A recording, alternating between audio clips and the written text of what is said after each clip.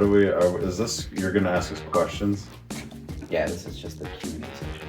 And you're doing I'm doing the verbose engineer version. Yeah, and he's going to say, "Let me explain it to you in English," which was actually quite funny when you did that last time. Yes, because it is very difficult to listen to him talk sometimes. It's like, oh yeah, because the trigonometry between these lattices are all this, and I'm like, it's a square, boys.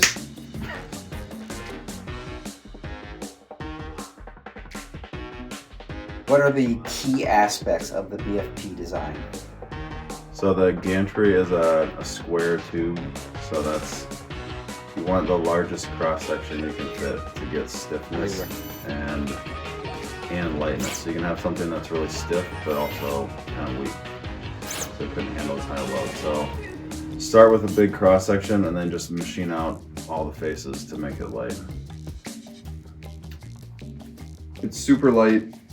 It's super fast, and then it's massive build volume, so you have the flexibility to print extremely fast and extremely large items at the same time. What is your favorite aspect of the BFP design? 56 volts flux capacitor power supply. It's not really, Toroidal, whatever the hell it is. it's Touch it, it hurts a lot, trust me.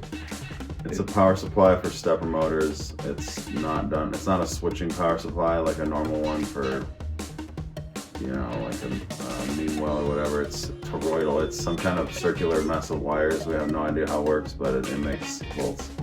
A lot of them. So we're happy. Any other cool features? Yeah, I think my favorite part about the BFP is the bed being able to slide out. So it's got like a bed slinger style of ease, so you can pull the entire bed out, get your prints, slide it right back in, and it locks in place, just like it never came out. So it's super easy to get your prints off. It's super easy to service the bed if you need to do it. And then it's just very easy to get to everything on the inside.